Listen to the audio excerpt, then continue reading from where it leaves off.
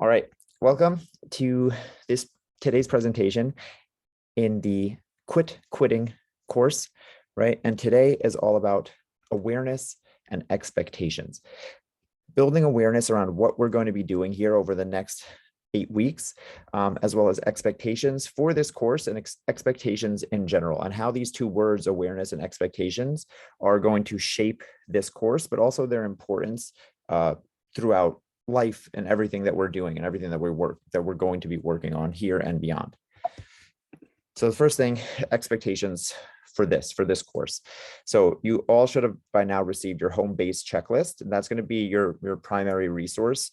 That's where all the dates are, all the worksheets, all the forms that you have to fill out, all the homework assignments and things like that. The other videos that I want you to watch in between these live Zooms.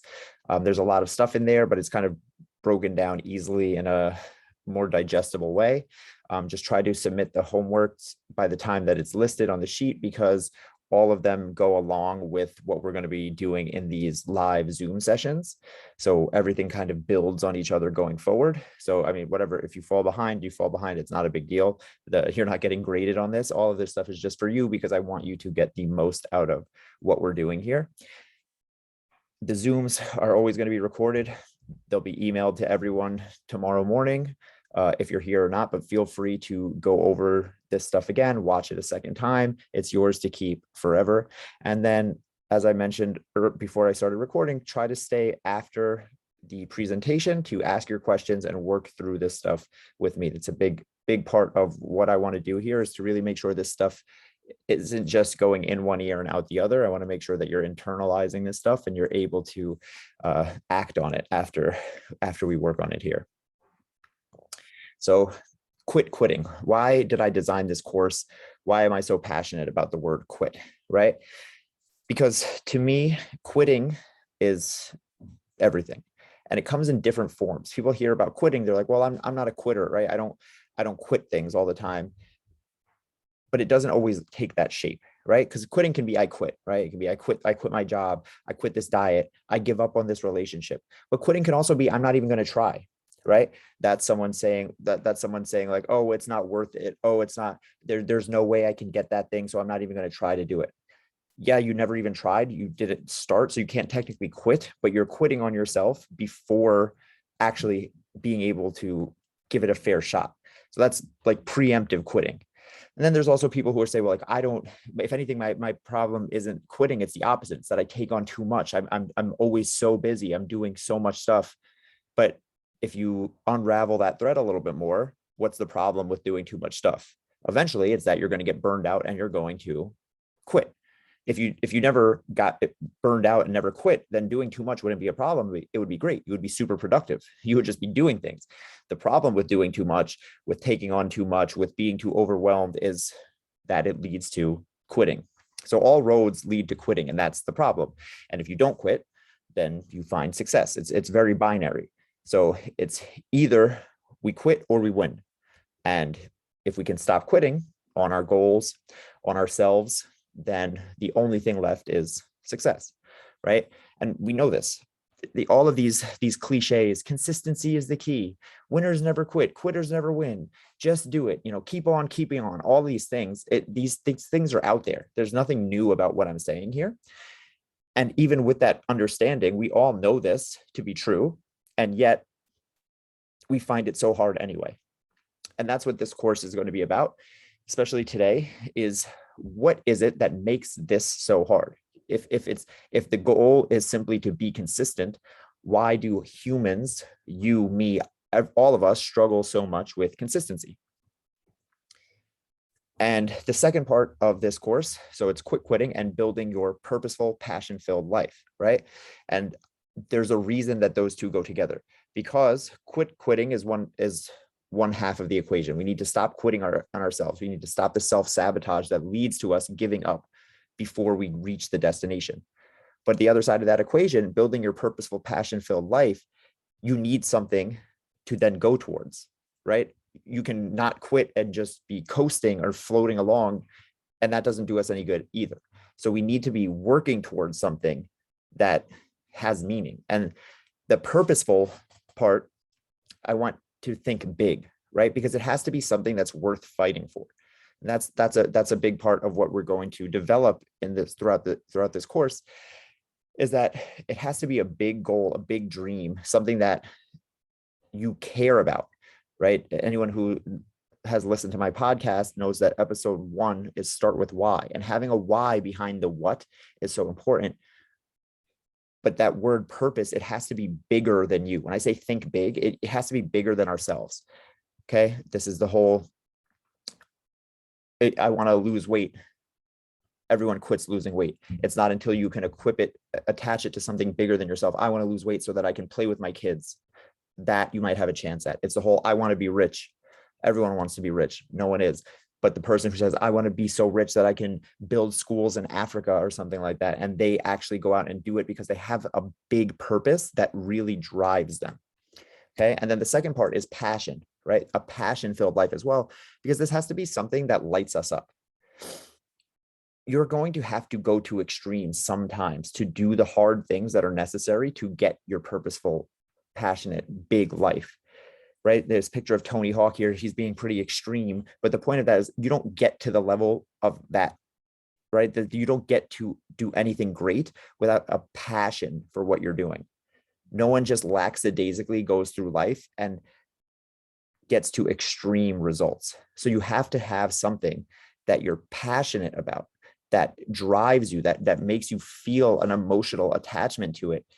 And that is a big part of what pushes us forward. But a lot of people don't have that, or they don't know where to find it, or they don't know what it is. And there's a discrepancy because then they want all of these things, right? We say things again, I want to have money. I want to be successful in my job. I want to have a better relationship, but you don't have the passion and the purpose behind it. And it kind of just lies flat, and that will lead to quitting. Because again, if I have nothing worth working towards, I'm going to give up on it eventually. So the point of this course, we're going to take those two things and put them together. We're going to find and develop your purpose and your passion, and then equip you with the tools to avoid the self-sabotage that would lead you to quit when things do get hard, right? Because there's a saying that I love, which is to change the fruit, you change the root, right? So when we talk about fitness, weight loss, money, relationships, business, anything that you want to improve anywhere in your life, this is the fruit. Okay. And this is why we don't have to talk about this stuff. This is why this is not a course about weight loss. This is not a course about money or relationships or business or anything like that, but you will improve all of these things, because what we're doing is we're going to change to the root. And the root of all of these things, the one common thread, is that they're all predicated on change. You're trying to change something. You're trying to change your eating habits. You're trying to change your exercise. You're trying to change the way you spend money. You're going to try to change the way you talk to your significant other. You're trying to change the success of your business. Whatever it is, it all is predicated on change. So what we're going to work on here is understanding change. And when you understand change, then changing the fruit, which is whatever you want it to be, the fitness, the weight loss, the whatever, that becomes so much easier. And change, we're going to talk about a lot, happens in a loop. And the first step is awareness. We go awareness, then education, and then action. And awareness is simply, do I know what's going on? Education is, do I have the tools to understand how to fix this quote unquote problem or change it? It doesn't have to be a problem. How to make the change? Do I know what to do? And then action is, can I actually do the thing? And it's a loop, because that always brings us back to the beginning, because every time something changes, we become aware of other new things. And it's a constant learning experience over and over and over. There's no end to this, right? So awareness, understand that you can't solve a problem that you don't know exists. Right. So this is at the root of everything. Awareness is the first step, because you cannot do anything without being aware.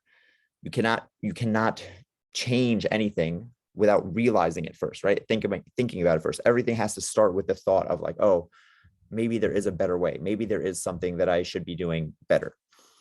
And, this is the whole thing of, sometimes once you see it, it can't be unseen. And that's a big step for most people. So here, for awareness, we're going to be talking about why is it that we struggle with these things? Why is it that we say we want something, but then we want to quit it too, right? Why can I say I really want to lose weight, but then I also don't do it? Why can I say like I really want to, have a better relationship with my significant other, with my wife, with my husband, with my boyfriend, but every time that an opportunity comes up to actually do better, I don't take it. We have to see these things first before we can have an option or an opportunity to try to change them. We have to understand what we're up against. What are we fighting against? You can't defeat an enemy that you don't understand or don't know exists, right? So that's the first step in awareness. And then when we're education here is simply filling your tool belt, right? We're going to be talking about a lot of things about human nature and what we're kind of fighting against. And you have to have a fighting chance to have different options for when these things happen, because as we go through life, you don't get to choose when you struggle. Struggles will come at random times, as you know, right? You've probably been having doing something and everything is going along swimmingly up until, all of a sudden out of left field, boom, something happens. It can be the economy. It can be a family member gets sick. It can be a million different things that happen and change in a moment that will throw you off course. And in those moments, the more educated you are with different options of how to persevere in those times of struggle, give you the best opportunity to possibly come out ahead. And education is also about sorting through the noise, because there's so many options out there, right? If you're talking about, again, how to make money, or if you're talking about how to be successful in business, or how to be happy, or how to be more self-confident, you could Google for the rest of your life and never finish reading everything. You can read books for the rest of your life and never finish reading everything. So it's not simply about taking in more information all the time. It's about knowing what to use when. When I have a screw, I need a screwdriver. When I have a nail, I need a hammer. I need to know which tool is right for the right situation. And then there's taking action. And this is hard because it's a constant process, right? That's why this is a loop, that it always goes back to the beginning. And it's never going to be easy. Taking action is always going to be hard, but it does get easier, right? So it's never easy. We have to understand that and respect that. But it will get easier with time. Practice doesn't make us perfect, but practice will change the difficulty with which we face these obstacles. And again, it always just leads right back to the beginning. So again, all of this is predicated on understanding change. And you have to understand that change is instigated by stress, right? And stress is literally anything that changes a system. So if you think about a pond that's completely still, right? Completely still water. You look at it and it looks like a mirror. Any type of change, it could be someone throwing a pebble in the pond. It could be a fish swimming underneath it. It could be raindrops falling from the sky. Literally anything that changes it, that causes any stress in any way, will cause a ripple effect throughout the whole pond. And that change, that stress forces movement. And when I say stress, understand that stress can be negative or positive. Stress is, again, simply anything that causes change in a system. And we have negative, which is called distress, or positive, eustress. So without that stress, again, the pond stays perfectly calm. And with that stress, be it positive or negative, it causes ripples and it causes change. So this is known as the general adaptation syndrome. This is how stress on a system causes change in the human body. And this is has more to do with like fitness and muscles, but it's important to understand here, right? So if you look at this graph, you see that the stress occurs, and here it says alarm reaction. I'm going to not make this super complicated, but basically when a stress occurs, right, we can use lifting weights as an example, because that's what this is kind of referring to. If I go to lift a weight, it's heavy.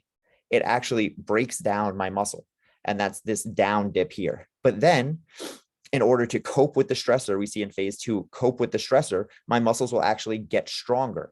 And that getting stronger is my body's adaptation to that stress.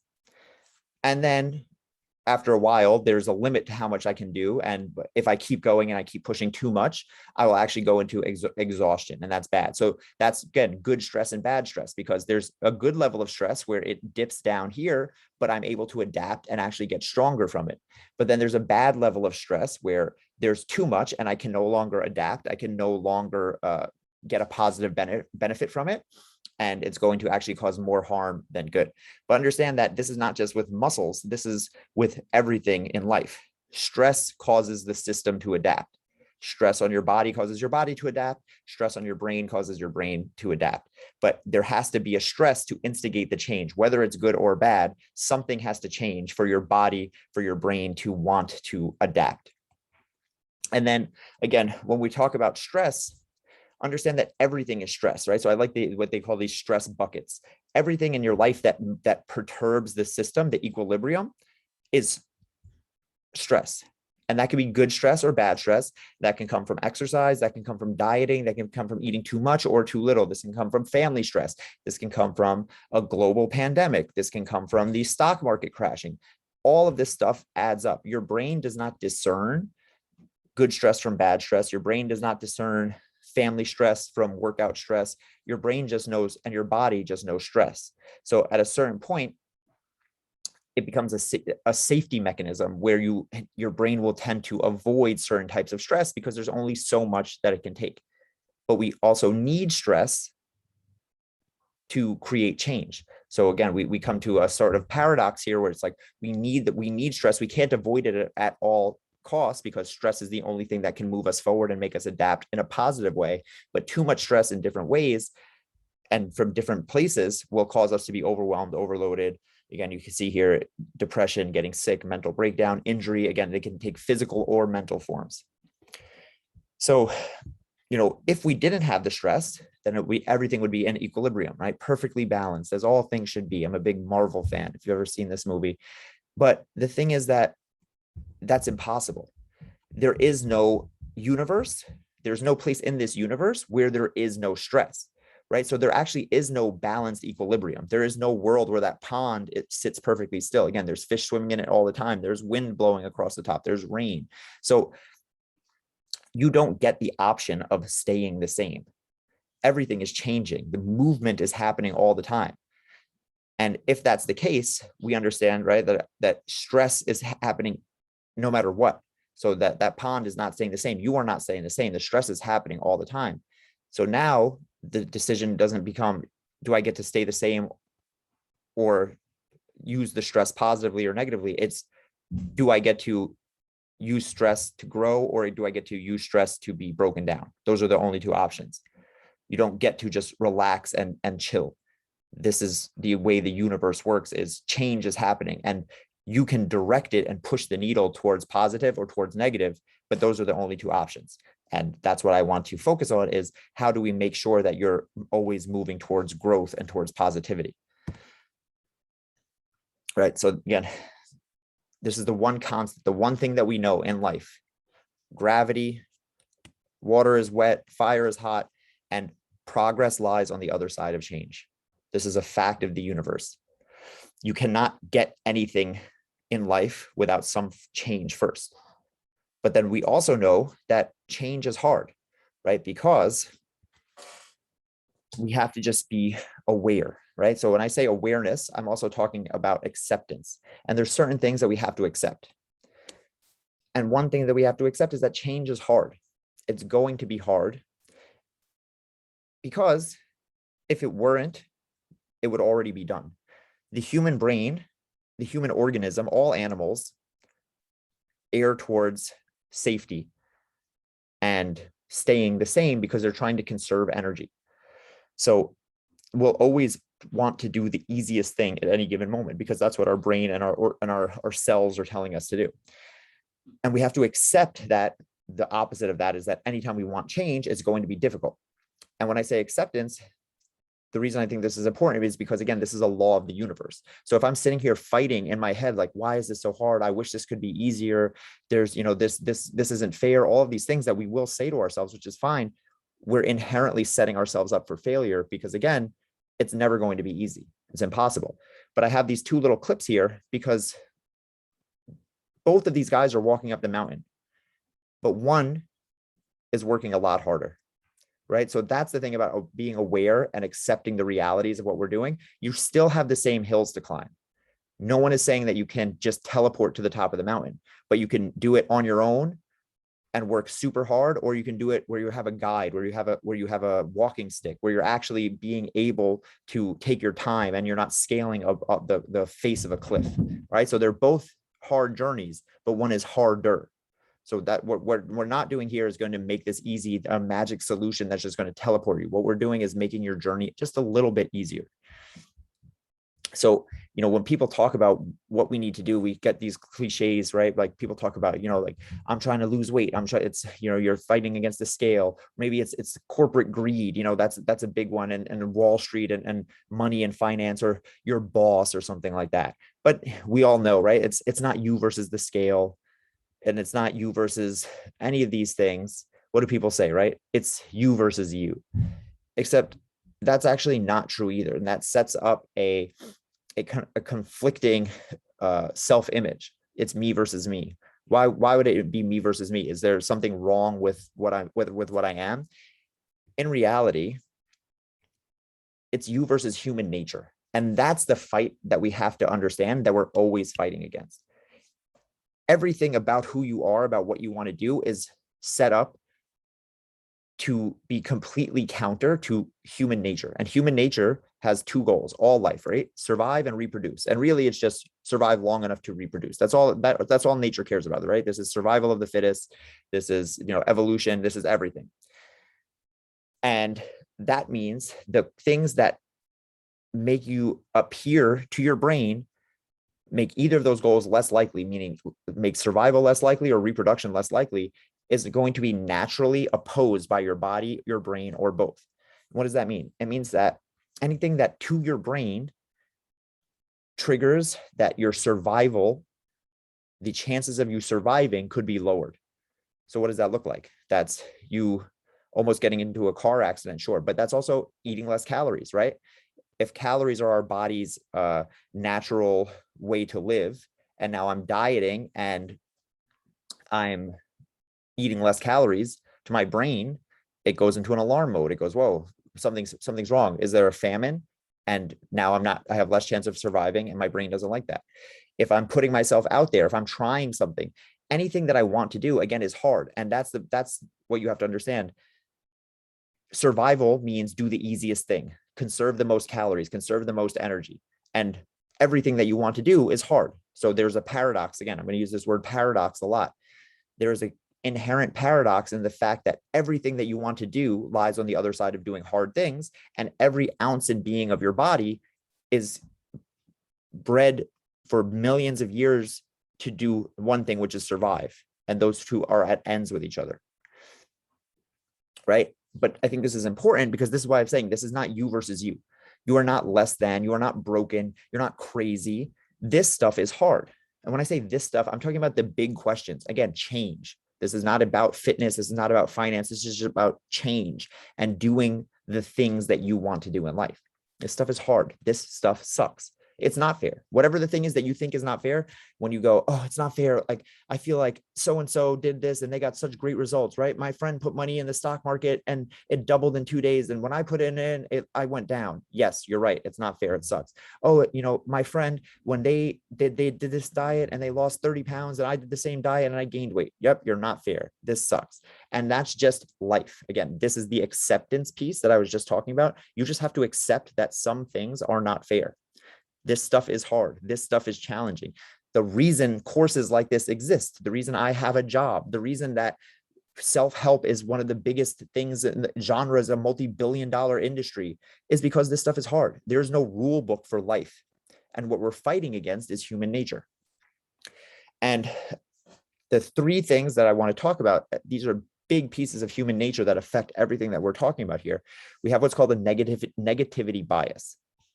And we also have what's called cognitive dissonance. And the combination of these two lead to an external locus of control. So what do these things mean? Negativity bias is a survival mechanism that basically your brain is trained to pay more attention to negative things than positive things. Okay. So your brain will pay more attention to things that could possibly hurt it than things that will possibly make it better. Because again, everything is geared around helping you survive the longest.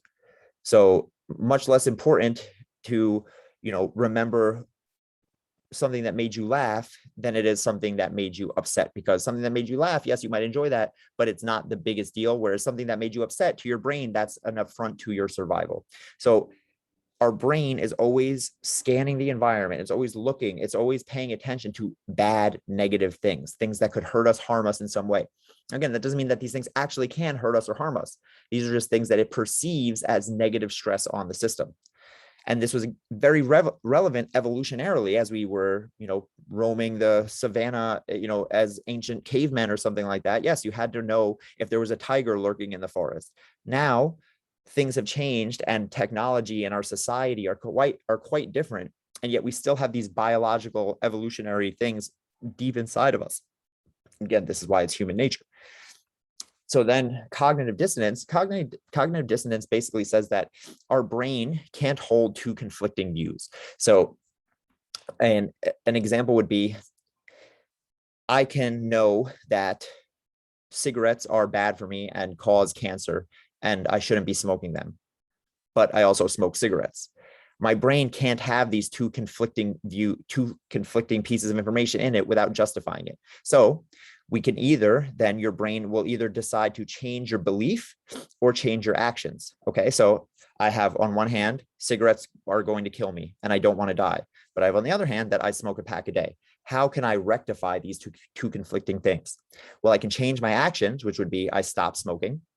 That some people can do that, but sometimes people go the other route. And instead, they change their belief. So what someone might start to do is to start to look up or discredit the information about the health claims for cigarettes. So that's people start to say, well, those studies have actually been pretty overblown, and it's not as bad as people say. So they rationalize, right? Because your opposing views must be rectified. Your brain will rationalize it in a way to make those views not conflicting anymore. If I can't hold the view that cigarettes will kill me and I want to smoke a pack a day and I'm not going to stop smoking a pack a day, I'll just change the view that cigarettes are going to kill me. And I'll start to look for things that will justify that thought pattern. And then when you combine those two, the fact that we are always finding negative things and that cognitive dissonance is putting us in a place where we don't want to believe a lot of negative things about ourselves, what that leads to is what's called an external locus of control. And your locus of control is, where do you feel like the control for things that happen to you lies? So an internal locus of control would be, I did this. An external locus of control would be, this is happening to me. So having an extremely external locus of control is that hyper rationalization, right? So again, if I say I want to lose weight, because losing 50 pounds, I'll be much healthier and my knees will feel better. And I know that I'll live a longer life for my kids. But on this hand, I see that I haven't lost weight and I'm not taking the actions that I should be taking, right? That I know that I've told myself that are the correct actions for me to take to lose the weight. Now I have two conflicting views. So to rationalize this, instead of that internal locus of control, me being like, well, it is kind of my fault, I am eating the wrong foods, and I did say I was going to exercise 3 times this week, but I didn't. What I might do, my brain, to rationalize this, it would take that control and put it on something external. Well, the gyms are closed. Well, I couldn't because I the traffic was so bad, or I'm just, I'm not able to because of whatever reason. And it shifts that away from you. So now your brain doesn't have to have those two conflicting things of, I want to lose weight, but I'm not doing the thing. It's, I want to lose weight, but something is forcing me not to do the thing. And that's a much better place for my brain to be. But the reason that this is important is because this is what leads to quitting. We rationalize it until we go, oh, it's okay, I couldn't do this thing, I have to quit. Because your brain is always looking for a solution that leaves you as being the good guy. That thing of like, oh, I want to live longer, but I'm smoking a pack of cigarettes a day. Your brain will not accept that. So it's going to go, I want to live longer, and smoking a pack of cigarettes probably isn't that bad. All right, I don't have to try to quit anymore because it's actually not as bad as people say that it is. And that hyper rationalization will make everything okay. And again, this is human nature, right? Everyone does this subconsciously. So the deck is kind of then stacked against us, right? We have human nature versus the physics of change. The physics of change being that it's hard to create change, and human nature is to avoid hard things and err towards easy things. So that right off the gate, right out of the gate, inherently means that like we're screwed, right? Because change is hard, but we don't want to do hard things. And then we have a negativity bias where we are more likely to pay attention to negative things. And the importance and value of negative things is highlighted in our brain more than the importance and value of good things, right? This is the same thing as like, I've been doing good for 2 weeks and then I have one slip up and I hyper fixate on that thing. And whatever it is, whether it's diet or exercise or, personal finance or reading a book or meditating, right? I've been meditating for, 3 weeks straight and then I miss a day and I go, oh my gosh, like I think about that one day. I don't think about the 3 weeks that I was doing. And then we have this external locus of control where it's very easy for us to rationalize and put things on others, right? Take it away from us. Well, it's not my fault. I had no control over it. It was the universe. It was the market. It was my genetics. It was my partner. It was my job's fault. As long as we have the option to blame anyone but ourselves, we're going to. So now in order to fight back, we need to equip our tool belt. And to do that, I want you to think of the word clear. Consistency, language, expectations, actions, and result. Consistency is that you have to understand, again, a lot of the things that I'm saying, negativity bias, locus of control, rationalizing, these things happen subconsciously. This is not you making a conscious thing of like, I'm going to just decide to do something bad for myself. Subconsciously, your brain is, again, trying to protect you. It's trying to conserve energy. It's trying to do the thing that it thinks is best for you. And the way to change your subconscious mind is through consistent actions. If you do something one time, your brain has no reason to pay attention to it. It's an anomaly. It's only things that we do over and over and over and over and over and over and over and over and over that our brain decides to put into our subconscious brain and make it into a habit or make it into a part of us, because that's how it saves energy, right? If I know that I'm going to do something every day, my brain will habitualize it because I can then use less mental and physical energy to do the thing. But if it's just something that I did randomly one time, it doesn't serve that. It doesn't have that purpose. It doesn't have that reason. So consistency and in taking these actions and doing your work, your learning, whatever you're working on, consistency is the number one thing that tells your brain like, okay, this is something that I have to remember. I have to make a part of my routine, so to speak. Language is your words. It's your self-talk, but it's also how you talk about others, how you talk about life in general, right? Are things happening to me or are things happening by me? Start to notice how you talk. Are you the type of person who is often blaming others, blaming things outside of yourself? Where does your locus of control lie? Because the more you say it, either mentally, in your head, verbally, out loud, if you talk about it to friends, if you're always passing the buck in ways with your language, again, that's going to go into your subconscious mind. Your brain is going to believe that, and it's going to use that over and over and over. And the way you can change that, again, going back to consistency, your brain learns what you tell it, what you feed it. The words that you choose to use will write that subconscious script over. So, these are reason why things like affirmations and vision boards and stuff like that work. It's not because they're magic. It's because you're literally using your language to consistently, consciously overwrite your subconscious stories.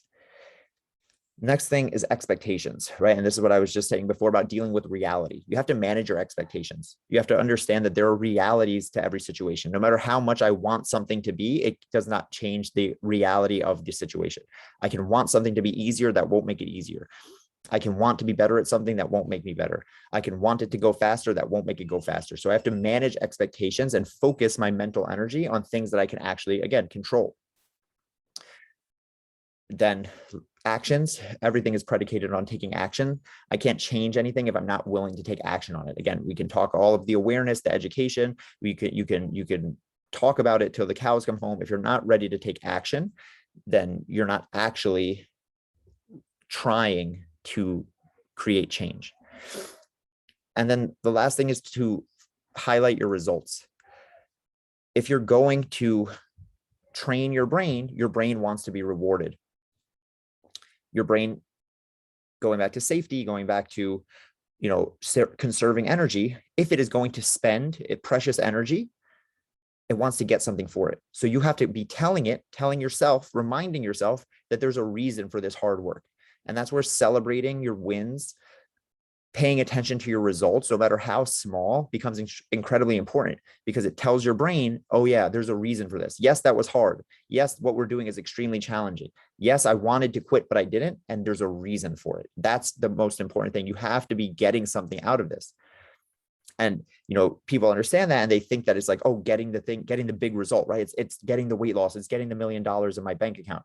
That's a big thing that we're working towards. But the results are the small daily things I do every day too. It's taking the action steps.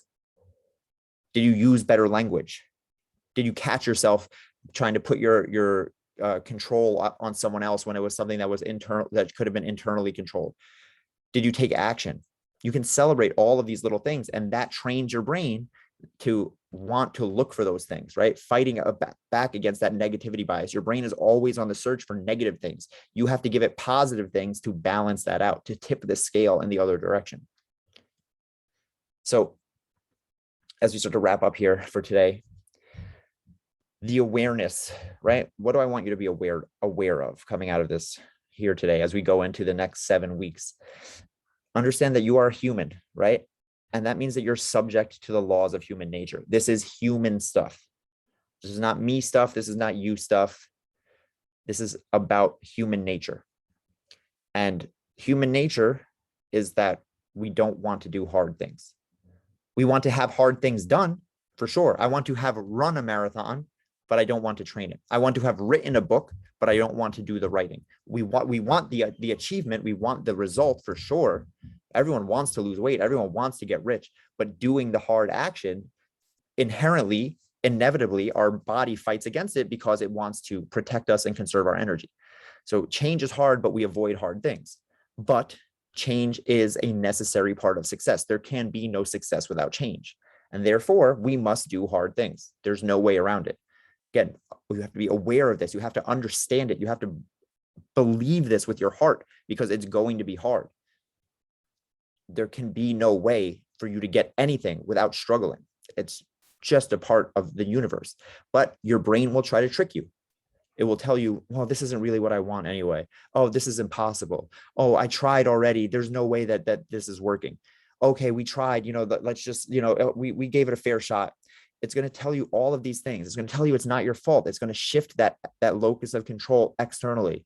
Oh, well, you would have been successful if it wasn't for this. If you had more time, if the kids were in school, whatever it is, your brain will try to trick you. It's playing its games that it was built to play, which is to protect you, which is to keep you still and safe. But remember, there is no still. There's only moving forward or moving backwards. So while your brain thinks it's protecting you, it's actually harming you, because it's not allowing you to move towards your purposeful, passionate, successful life of growth. And, over the next 7 weeks, I'm going to give you a lot of activities, some worksheets, the lectures. These are all meant to be tools that you can keep in your tool belt. I cannot guarantee that you will never self-sabotage. I cannot guarantee that you will work towards your purpose, that you will find your passion. What I can do is equip you with the tools to give you a fighting chance, right? That when the struggle comes up, because again, the struggle will happen. It's not a question of if, it's a question of when and how often and how hard. If you have the right tools, again, when you need a screwdriver, do you have it handy? When you need the hammer, do you have that handy? The more tools you have in your toolbox, the more possibility that you're able to persevere in these moments. And that's the point. We only need to persevere in small moments. Most of the time, people think it's struggle, struggle, struggle all the time. In reality, usually it's coast, coast, coast, coast, coast, and then one struggle, right? It's I'm doing good all day, and then I get home and I stare at the thing of Ben and Jerry's. I didn't have to persevere all day. It's just in that one moment, when I'm staring at the freezer at a full pint of ice cream, right? And if I can just get around that, then I get another go at a full day before I have to do it again, right? So it's these little instances of hardships sprinkled throughout my normal day-to-day activities. And you can remember the acronym CLEAR, right? Consistency, language, expectations, action, and results. These are what positive change is built on in your brain, and how we can start to program your subconscious mind and fight back against the negativity bias, fight back against the external locus of control. And then action, right? The loop I talked about in the very beginning. This is a never-ending process, okay? You can have the awareness, you can have the tools, you can have everything you need, but it's still going to be work. It is work every single day. It is hard. It's hard for me. It's hard for you. It's going to be hard, right? This is the acceptance of the fact that you cannot do this without it being hard. Now, how hard is difficult? I'm not saying you have to be tortured. That's not what I'm saying. I'm just saying that, again, if it weren't hard, it would already be done. The work is inherently hard. You're going to have to take daily, weekly, sometimes hourly action. And no matter what, you're still just getting started because it never, ever ends. So the action piece is the piece that I'm least able to guide you through, but I'm setting you up to have success with the worksheets, with the action steps at the end of each, at the end of the modules and all these things. But the more you can take action, the more programming of your subconscious brain will happen. It's a key step. I do not want you to just be absorbing knowledge, and then doing nothing with it. You have to take action to end the positive change loop. So just in summary, before I wrap up today, remember, this is not you versus you. This is you versus human nature. There's nothing wrong with you. You are not broken. The deck is stacked against you. You are fighting a game that you are not meant to win. The human brain, the human body was not created to live in the year 2022 with the internet and with jobs and with cars and with social media and all of these things. It's not real. And our brain doesn't know how to process it. It doesn't know how to handle it. Okay. So time is your most valuable asset. It's the thing that we need to protect the most, because we don't get any more of it. But it's also your greatest enemy, because a lot of times that's how your brain will trick you as well. There's always more time. We can do this again next year. We can always try again, which is true. You can always try again, but you don't get your time back. You need to be protective of it and realize that this is happening now. The more you put off the change, the hard work is always going to be there, right? Again, this is the main thing, the whole point of today's lecture. Everything is going to be hard. There is no delaying it. There is no avoiding it. It's going to be hard no matter what. So rather than that time, having the time in your head of like, okay, well, I can always do this later, I have to come at it with time is my most valuable asset. I'm going to have to struggle no matter what. So I might as well bite the bullet and do it right now. And if you can do that, all you have to do is keep doing it and don't quit. Because if you don't quit, you will inherently 100% of the time find success. It's just an inevitable fact of nature, just like all of the other stuff that I've been talking about today. So after today, just to expectations again for the rest of the next 7 weeks. So again, remember to refer to your home base worksheet, right? There's going to be exercises coming up to get you more aligned with your purpose, to develop your passion. We're going to be breaking down those natural human tendencies that lead towards self-sabotage and give you the tools to equip your tool belt for when you feel like you want to quit. Again, not if you feel like you want to quit, for when. And I'm talking about quitting on anything in life, any big goal that you have. When you feel like you want to quit, we're going to equip you with the tool belt so that you can continue on and actually find long-term sustained success in every area of life. I think that's it. All right. I will see you on next week's live video call.